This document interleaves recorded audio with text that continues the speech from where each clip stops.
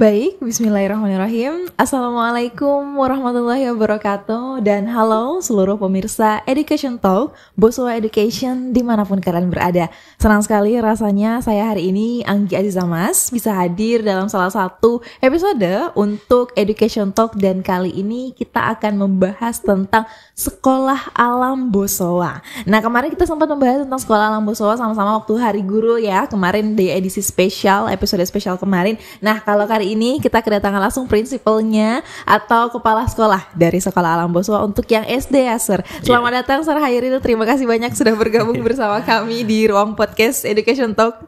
Ya, sama-sama. Baik, Sir. Boleh mungkin, Sir, sedikit jelaskan, kan kalau di podcast kemarin membahas tentang guru secara keseluruhannya, Sir. Sedikit kemarin juga sempat disinggung tentang bagaimana proses pembelajaran yang ada di Sekolah Alam Boswa. Tapi kali ini kita mau bahas lebih rinci lagi, Sir, untuk Sekolah Alam Boswa. Boleh, Sir, mungkin dijelaskan yang pertama tentang konsep yang ada di Sekolah Alam Boswa. Kenapa sih, Sir, namanya alam? Ya, itu. Ya, oke. Terima kasih banyak untuk kesempatannya. Jadi pertama ya, jadi kenapa namanya harus alam Yes, gitu? Sir. Ya, pertama karena memang di Sekolah Alam sendiri itu konsep yang dibangun itu salah satunya adalah berbasis lingkungan.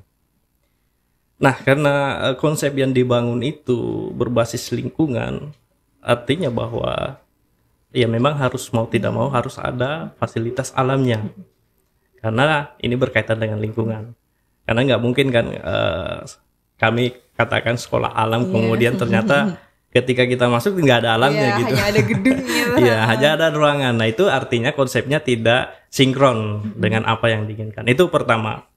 Ya, kemudian kedua, tujuannya kenapa memang harus alam, bahwa memang kami ingin di sekolah alam itu mendekatkan lebih jauh anak-anak kepada lingkungan realnya gitu. Jadi artinya bahwa anak-anak ingin kita perkenalkan secara langsung.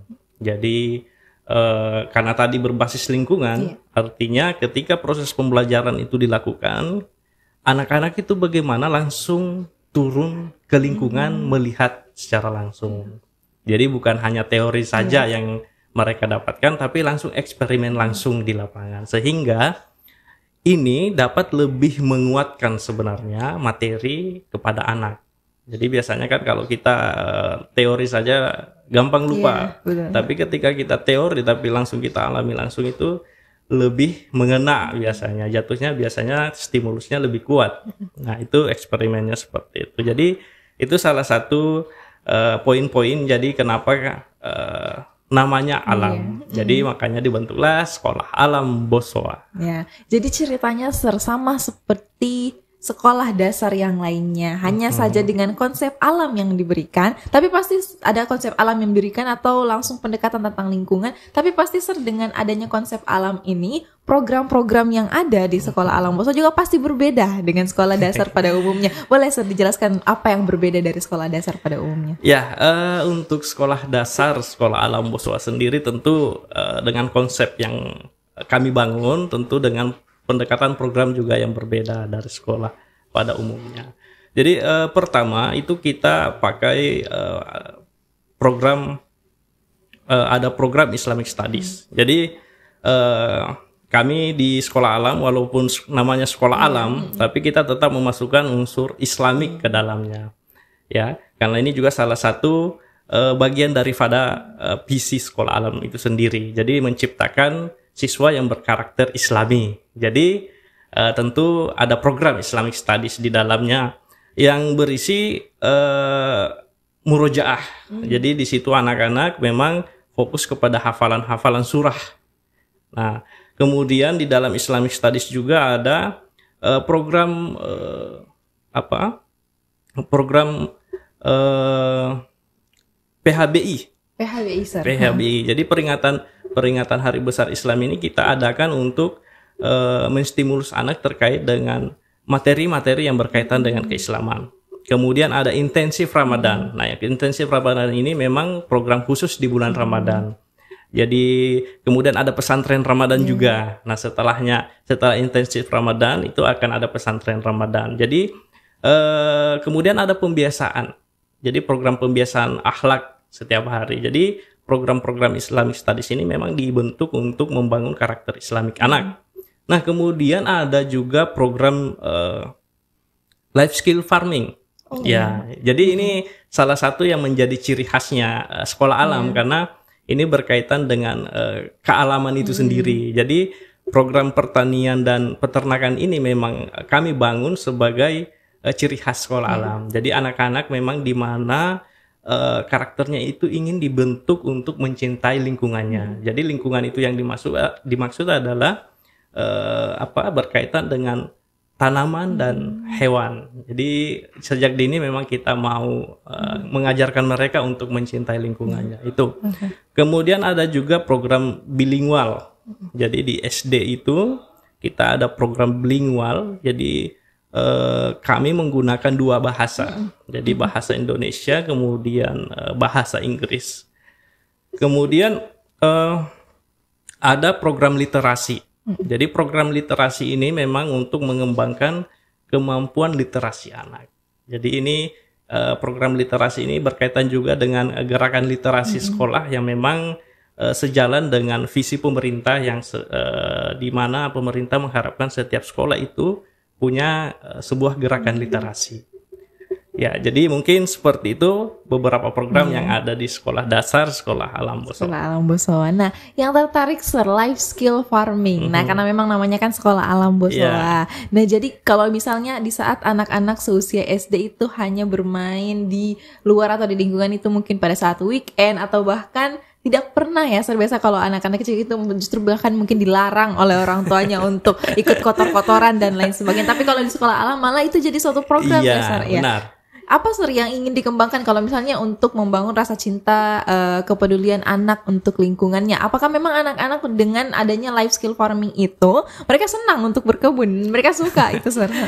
Ya, kita harus pahami dulu ya. Jadi terlepas dari itu semua, pertama kita harus paham dulu, baik itu orang tua maupun orang-orang dewasa itu harus paham dulu bahwa konsep seorang anak, ya. Jadi apalagi mungkin anak usia 1 tahun sampai dengan usia 12 tahun itu mereka masih konsepnya itu bermain. Itu dulu yang perlu kita pahami. Jadi kalau seorang orang tua itu mengatakan kok ini anak main terus gitu, ya memang dasarnya anak itu dengan usia seperti itu memang basicnya atau nalurinya itu bermain. Jadi kita itu dulu yang harus dipahami. Jadi itu kita kadang salah pahamnya di situ sebagai orang dewasa, karena kita selalu orang dewasa ingin mengonsepkan konsep orang dewasa ke seorang anak. Nah itu dulu.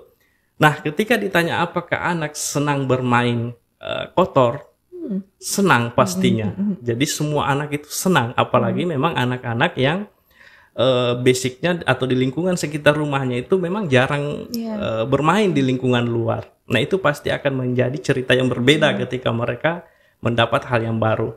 Nah karena konsep anak itu bermain dalam artian bahwa anak itu pasti suka explore.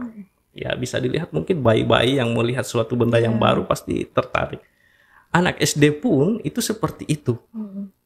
Jadi ketika mereka dikatakan akan kotor, dan justru memang itu tujuan kita. Jadi selain untuk mengajarkan anak untuk bagaimana sih di lingkungan itu rasanya, jadi bagaimana berinteraksi langsung dengan lingkungan, itu juga memang anak diajarkan untuk merasakan sensorinya. Oh seperti ini loh tekstur tanah gitu, seperti ini loh tekstur lumpur, begini loh rumput. Nah jadi itu semua menjadi pengetahuan untuk anak itu sendiri. Jadi tentu anak pasti sangat senang jika dikatakan apakah anak senang dengan bermain-main lumpur, bermain-main kotor, seperti itu kejar-kejaran dengan hewan ya. Tentu anak senang, dan itu memang dibentuk untuk tujuan pembelajaran. Ya, jadi memang konsepnya kalau dari kami itu bertujuan untuk pembelajaran, tapi anak tidak merasa belajar. Nah, itu yang terpenting sebenarnya. Jadi sehingga anak selalu betah. Ya biasanya kan kalau kita di stimulus bahwa ayo belajar. Nah biasanya kan kita aduh belajar lagi. Tapi kalau dikatakan ayo bermain, nah pasti kan mau gitu. Kalau misalnya di sekolah-sekolah dasar yang lainnya, Sir, kita hanya langsung belajar mengikut kurikulum dan lain sebagainya, harus mencapai target sekian, menghafal sekian, belajar sekian. Nah sedangkan kalau di sekolah Alam Bossowa itu dijadikan sebuah permainan ya, Sar, karena memang ya anak-anak ya memang main ya, Sar, tadinya. Dan yang saya tertarik juga dari sekolah Alam Bossowa, kalau dari sekolah Alam Bossowa itu memperhatikan karakter anak itu masing-masing ya, Sar, tiap individu. Disadari bahwa ternyata anak-anak itu punya karakter yang berbeda tiap individu. Jadi pertama terkait dengan kurikulum ya. Jadi kurikulum yang kami gunakan itu di sekolah alam ada 2 untuk khusus sekolah dasarnya ya. Jadi pertama itu namanya kurikulum domain. Ya, kurikulum domain ini itu fokus pada tahapan perkembangan anak. Jadi pembentukan karakter anak. Kemudian kedua kurikulum yang digunakan adalah kurikulum nasional, yaitu kurikulum 2013. Ya, terkait dengan kurikulum domain sendiri, ya jadi memang di sini kami itu mengembangkan karakter anak. Nah, yang perlu kita pahami bersama bahwa karakter itu tidak sesuatu yang instan, dia berproses. Jadi karakter itu by proses. Jadi orang itu ketika kita mau lihat karakternya, misalkan sudah dewasa kita lihat karakternya, itu terbentuk dari prosesnya, dari kecilnya sehingga sampai dia dewasa dan terbentuklah karakter seperti itu. Jadi itu untuk domain sendiri itu kita ada 6 domain yang dikembangkan. Jadi pertama ada afeksi, kemudian kognisi, kemudian bahasa, kemudian sosial, kemudian psikomotor, dan kemudian estetik. Nah, hasil daripada kurikulum domain ini itu sebenarnya otomatis nanti jadi laporannya itu secara otomatis akan menghasilkan laporan individu. Jadi itulah sebabnya kenapa biasa orang sebut juga kurikulum kami itu kurikulum individu. Jadi karena memang hasil daripada kurikulum domain itu otomatis menghasilkan laporan individu. Jadi laporan setiap anak itu akan berbeda jatuhnya. Nah, sehingga biasa orang juga sebut sebagai kurikulum individu. Nah, fokus utama kita memang pengembangan 6 domain itu. Jadi kami tidak berfokus hanya pengembangan kognisi saja. Karena itu tadi bahwa di sekolah alam itu sendiri itu mengembangkan karakter.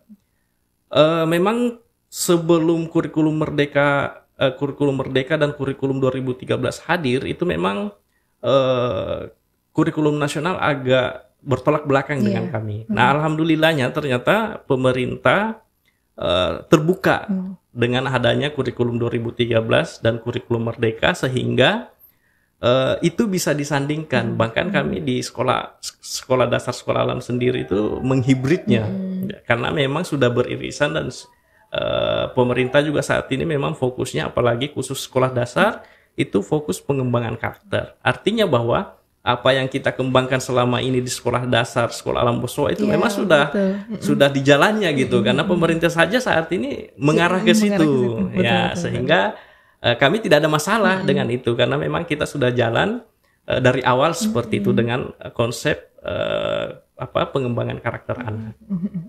Nah, yang selalu saya tertarik dengan sekolah Alam Bossowa maupun juga unit-unit lain yang ada di Bossowa Education, misalnya seperti Bossowa School, Makassar dan lain sebagainya, selalu memperhatikan anak itu sebagai individu yang berbeda. Dan karena memang penerapannya dari dulu sudah seperti itu, datang kurikulum baru itu ternyata malah semakin mendukung program yang sudah dijalankan sebelumnya.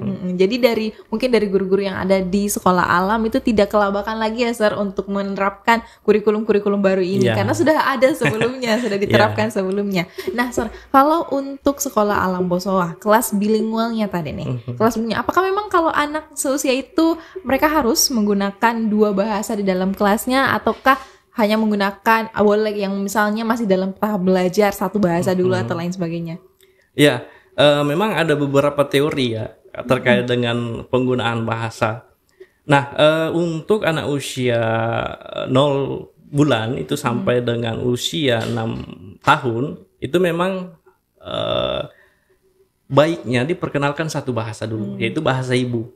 Nah, ini kan anak usia 0 bulan sampai 6 tahun ini ketika diperkenalkan berbagai bahasa, jatuhnya nanti akan speech delay atau kesulitan bicara. Nah, kita bisa lihat kan anak-anak yang misalkan kecanduan gadget. Iya. Nah, itu salah satu faktor yang biasa ditimbulkan adalah kesulitan berbicara. Kenapa? Karena biasa tontonannya tontonan kartun bahasa Inggris yang dia sendiri sebenarnya enggak dia paham. Dan anak usia 0 bulan sampai 6 tahun itu kan mereka hanya meniru saja. Jadi mereka belum tahu arti.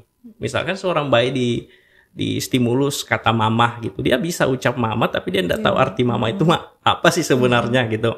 Nah, makanya di kami itu untuk tingkatan anak 0 bulan sampai 6 tahun itu kita belum mengajarkan bilingual. Karena memang kami fokusnya penguatan bahasa ibu, yaitu bahasa Indonesia.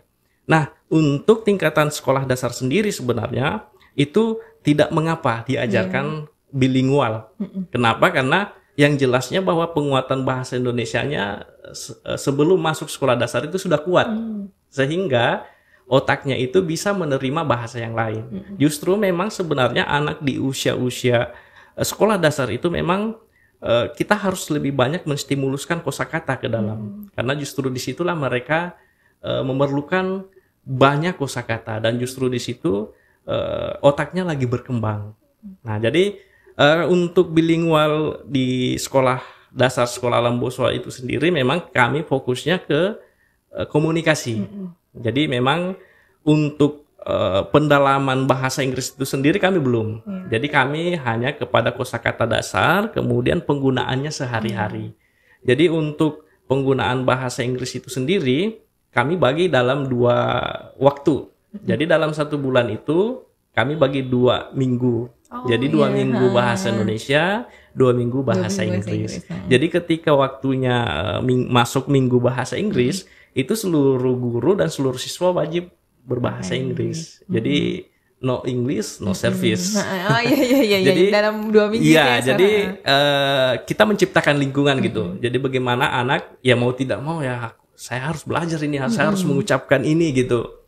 Jadi kita menciptakan lingkungan, bagaimana lingkungan itu bisa menstimulus anak agar bisa mau berbicara, mau mengungkapkan. Jadi sehingga secara tidak langsung mereka belajar. Gitu.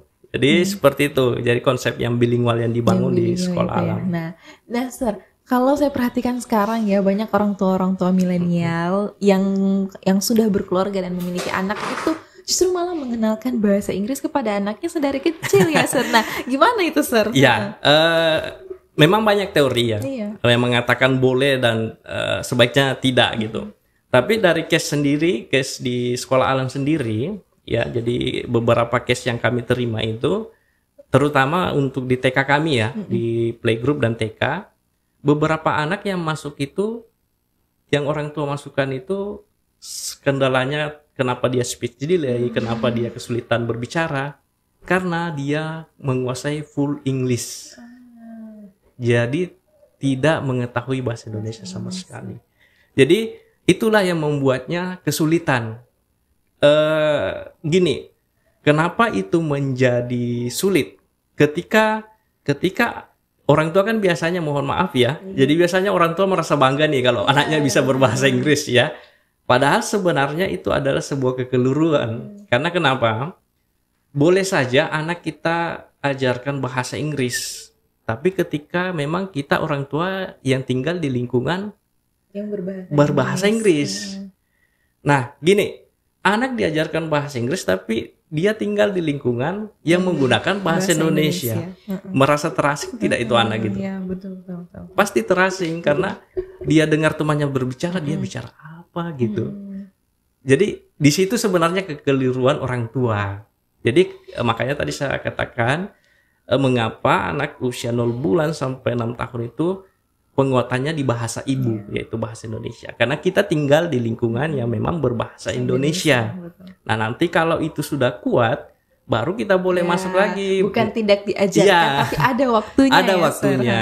Ya, jadi ada waktunya. Karena ketika sesuatu tidak pada waktunya kan pasti akan mengganggu yang lain. Dan itu yang dihasilkan ketika anak yang dari kecil, dari bayi memang diperkenalkan gadget atau perkenalkan orang tuanya bahasa Inggris terus di rumah, sehingga ketika dia masuk ke lingkungan yang berbahasa Indonesia, dia pasti bingung. Bukan dia tidak mampu sebenarnya berbicara, tapi dia tidak tahu harus ngomong apa gitu ke temannya. Bahkan temannya mungkin bicara bahasa Indonesia, dia tidak paham karena dia ngomong apa sih. Betul.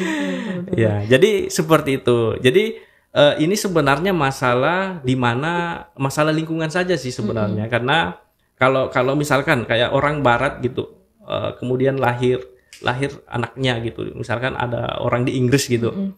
Nah, kalau dia ajarkan bahasa Indonesia ke anaknya, pasti anaknya nanti speech delay atau kesulitan berbicara karena kenapa lingkungannya berbahasa Inggris. Jadi seperti itu. Jadi kalau orang Indonesia ngajarkan bahasa Inggris pasti kesulitan. Jadi sebenarnya ini terkait dengan lingkungan saja karena bahasa itu kan adalah alat untuk interaksi dan komunikasi. Ya, jadi mungkin seperti itu. Nah, itu tadi Sir semua program-program yang ada di Sekolah Alam Bosowa. Nah, mungkin terakhir ini Sir boleh sedikit dijelaskan program ataupun keunikan tersendiri dari selain karena ada alamnya tadi ya, dan juga Islamic dan juga program bilingual yang tadi, yang paling membedakan antara Sekolah Alam Bosowa dengan sekolah-sekolah dasar yang lainnya. Ya, kalau kami ada ciri khasnya ya. Jadi memang salah satu hal yang berbeda dari sekolah yang lain dengan sekolah alam itu adalah pembelajarannya, konsepnya. Jadi untuk konsep pembelajaran sendiri itu kita ada 2 konsep. Jadi pembelajaran secara outdoor dan secara online. Jadi kenapa mesti ada outdoornya gitu. Nah, seperti tadi yang saya sampaikan bahwa salah satu metode yang kami gunakan di sekolah alam itu adalah metode pembelajaran berbasis lingkungan. Jadi sehingga anak-anak tidak mesti terkungkung di dalam ruangan untuk belajar. Jadi kita belajarnya fun learning. Jadi anak senang, guru senang, kita semua senang. Jadi artinya ketika pembelajaran itu merasa menyenangkan, pasti kita mau terus. Nah, kita ingin mengubah gitu mindset lama gitu. Jadi bagaimana anak-anak dulu ketika belajar tertekan, ada tuntutan, ada beban, sehingga apa yang terjadi mental terganggu. Mungkin pintar tapi mentalnya terganggu karena banyak. Nah, ini kadang orang tua miss di sini gitu. Maksudnya kita kadang kurang memahami bagian daripada psikologis anak itu sendiri. Nah, ini yang perlu kita pahami dulu bahwa anak itu memang basicnya bermain gitu. Jadi kalau ada seorang orang tua yang melarang anaknya bermain, justru kita harus pertanyakan. Nah, yang perlu dipertanyakan ketika dia dewasa gitu.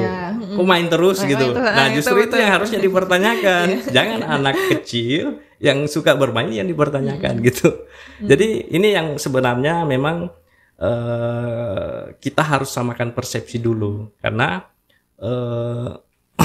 bagaimanapun sebuah konsep ketika kita tidak persepsinya berbeda pasti juga tidak akan berjalan dengan baik. Jadi itu. Jadi kita ada pembelajaran kelas outdoor, jadi tidak mesti harus dalam ruangan. Dan itu pun kami juga untuk sekolah dasar sendiri konsepnya itu konsep bangunannya rumah panggung. Jadi memang kita buat konsep rumah panggung seperti itu biar lebih dapat feel alamnya gitu. Nah, selain daripada kurikulum tadi, memang kami fokusnya di pengembangan karakter anak dengan pengembangan 6 domain, dan juga memang sudah sejalan dengan pendidikan yang ingin dibangun oleh pemerintah. Jadi seperti itu. Nah, itu ya tadi Sir sudah dijelaskan pemirsa sekalian yang ingin tahu tentang sekolah alam lebih detail lagi ya. Dijelaskan langsung oleh prinsipalnya. Dan mungkin kapan ya Sir untuk pembukaan tahun ajaran baru? Di bulan berapa itu Sir? Di bulan Juli ya. Ya, di bulan Juli. Nah, nanti masih ada waktu untuk orang tua yang mau memasukkan anaknya di sekolah alam Bosowa. Mungkin sudah waktunya ya Sir untuk TK, sudah waktunya untuk SD dan lain sebagainya. Jadi boleh kalau mau tahu kalau saya dengar juga di sekolah alam Bosowa katanya ada trial class ya Sir. Iya, jadi kami di sekolah alam sendiri membuka trial class selama 2 hari. Jadi orang tua kan biasanya lebih bisa memahami langsung ketika praktik gitu. Ya, sama dengan konsep yang pembelajaran yang kami bangun dengan berbasis experience. Teori langsung anak-anak juga praktekkan.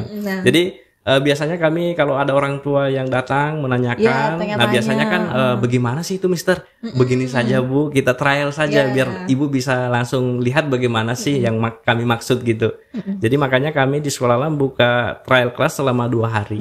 Nah, boleh untuk orang tua masih ada jangka waktu sampai bulan Juli untuk memantapkan hati, menyekolahkan anaknya di Sekolah Alam Boswa. Boleh ikut trial classnya juga ya, boleh, tanya-tanya. Dan itu gratis. Gratis ya trial classnya 2 hari sambil anaknya ikut trial class, orang tuanya bisa keliling-keliling di Sekolah Alam Boswa, tanya-tanya sama gurunya dan lain sebagainya. Boleh. Makasih banyak Sir Hairil sudah datang dan menjelaskan tentang Sekolah Alam Boswa di Education Talk Boswa Education kali ini. Semoga yang kita bahas hari ini dapat sangat bermanfaat, terutama untuk orang tua dan juga ya orang tua ya pasti yang ingin menyekolahkan anaknya, yang punya anak usia sudah siap TK atau sudah siap untuk SD ya Sir. Baik, terima kasih banyak juga untuk seluruh pemirsa yang telah menyaksikan Education Talk Boswa Education Sekolah Alam Boswa. Nantikan episode berikutnya. Terima kasih sudah menonton. Billahi taufiq wal hidayah. Assalamualaikum warahmatullahi wabarakatuh.